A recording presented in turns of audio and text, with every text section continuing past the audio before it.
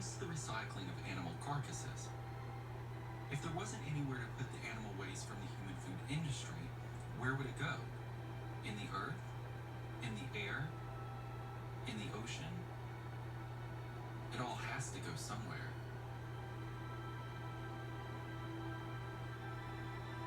We have a huge quality control problem, meaning the quality of ingredients coming into the industry, anything from potentially fabulous USDA inspected human grade all the way down to entirely rendered, which is every piece and part you could ever imagine and actually probably don't even want to think about.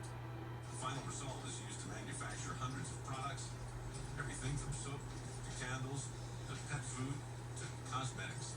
Pet food manufacturers get their raw ingredients from a variety of sources. Ingredients can be leftovers from the human food processing plants, leftovers from slaughterhouses, or ranchers and farmers that have had animals die. Those industry leftovers and dead animals are collected by rendering facilities. Pet food companies blend these recycled ingredients together with synthetic vitamins and minerals to create a profitable, quote, complete and balanced diet that is then marketed to pet lovers. I'll tell you a story you'll never forget. A story about you and your Savior. Enjoy through the smoking, choose wisely, choose well. Smoke longer and finer and milder, pell-mell, pell-mell. So the pet food industry today is similar to the tobacco industry in the 40s and 50s when you had medical doctors recommend the use of tobacco, not because it was conspiracy or they believed that they were in any way harming, they just didn't know. Tens of thousands of doctors, general practitioners, surgeons, specialists, doctors in every branch of medicine were included.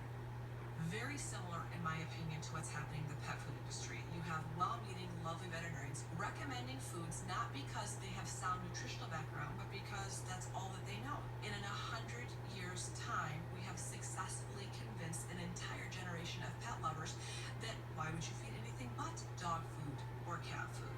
Looking at the rules that guide the pet food industry, it's easy to see how they are set up to benefit the corporations over the consumer.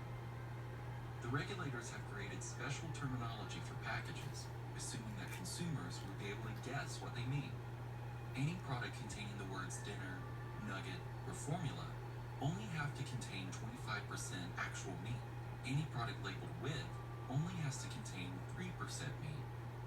Furthermore, the so-called flavor rule allows for any protein to be listed on the back. It may be flavored as meat, but in reality, a bag that contains the word flavor may contain little to no meat. By using the keyword flavor on the package, the pet food could, but does not have to contain any meat at all. But it's acceptable for the package to contain an image of a fresh steak. Ingredient panels do display protein percentages, but protein percentages do not represent actual meat content in the product, as protein can come from a multitude of sources. This raises the question if the average consumer knows that the terminology used on packages reveal the exact amounts of meats used in foods. Trying to understand who exactly makes these rules and what their actual legal authority is leads to many different organizations. The Association of American Feed Control Officials is a non-governmental organization. They have a model bill that sets the standards in terms of ingredients, nutrient levels, package labeling in terms of ingredients as well, for pet food companies to abide by. Each year, members of AAFCO come together to update their official publication, which defines each ingredient that's allowed to go into pet food. Members of the major pet food companies attend the meetings as well, allowing their voice to be heard when it comes to what goes into pet foods. So, who is AAFCO? I think if you look at our websites, we have some very clear statements about the fact that AAFCO is not a regulatory organization in itself. That's one thing important. The second is that AAFCO doesn't approve products.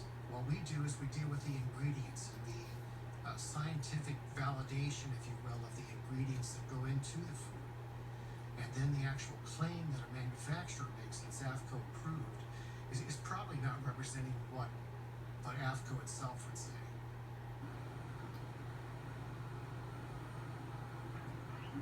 It's a gathering of sheriffs.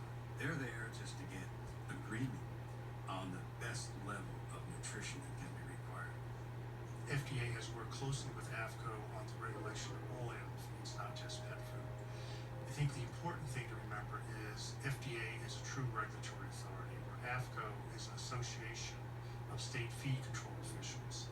And as such, AAFCO has no regulatory authority. If you meet the nutrient level for protein, it makes no difference whether that protein comes from a healthy protein source like chicken or whether it comes from a base protein source like wheat flour or wheat gluten that's been fortified with protein of some kind. As long as you meet the nutrient levels that they've set, the food is approved as AAFCO approved.